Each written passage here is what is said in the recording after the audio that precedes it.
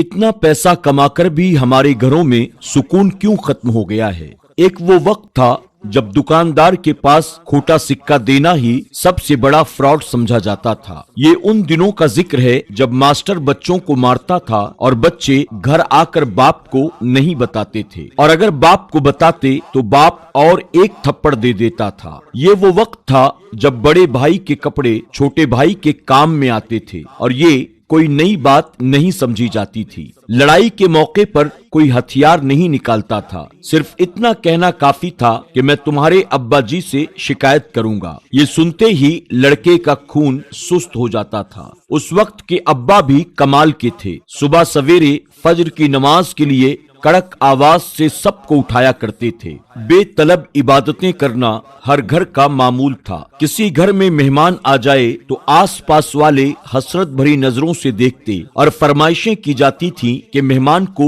हमारे घर भी लाएं। जिस घर में मेहमान आते थे वहाँ पेटी में रखे बिस्तर निकाले जाते थे, खुशामदीद वाले तकिए रखे जाते थे, मेहमान के लिए धुला हुआ तौलिया लटकाया जाता था और गुस्ल खाने में नए साबुन की टिकिया रखी जाती थी। जिस दिन मेहमानों को रुखसत होना होता उस दिन सारे घर वालों की आंखों में उदासी छा जाया करती थी। मेहमान जाते हुए किसी छोटे बच्चे को 10 रुपए का नोट पकड़ाने की कोशिश करता था तो पूरा घर नोट वापस करने में लग जाता था। बहरहाल मेहमान ये नोट देकर ही जाता था। शादी में सारा मोहल्ला शरीक होता था। शादी में आने जाने के लिए एक जोड़ा कपड़ों का अलहदा से रखा जाता था जो उसी मौके पर इस्तेमाल में लाया जाता था। जिस घर में शादी होती थी उसके मेहमान अक्सर मोहल्ले के घरों में ठहराए जाते थे। मोहल्ले में किसी लड़के की शादी हो तो सारा मोहल्ला बारी बारी मियाँ बीवी की दावत करता था। कभी किसी ने अपना अकीदा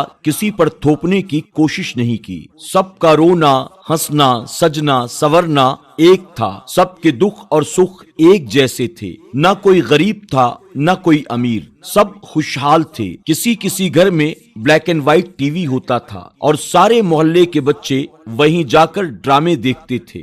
प्यारा दीन के दोस्तों, आज के वीडियो में बयान की हुई तमाम बातों में से आपने अपने बचपन में कौन सी चीज देखी है, हमें जरूर बताइएगा। कमेंट बॉक्स में जाकर आप अपने बचपन की बातें लिखें। हम आपके कमेंट को जरूर पढ़ेंगे और हमें खुशी भी होगी। और हाँ, एक बात जरूर याद रखें कि आप जो कुछ भी लिखेंगे वो ईमानदारी के साथ लिखेंगे। अल्लाह रब्बुल इज्जत की बारगाह में दुआ है, अल्लाह तमाम ईमान वाले मर्द औरतों को खुशियां अता फरमाए और अल्लाह सबको अपना हिफ्ज़ो अमान दे, अल्लाह सबको सलामत रखे। आमीन या रब्बल आलमीन।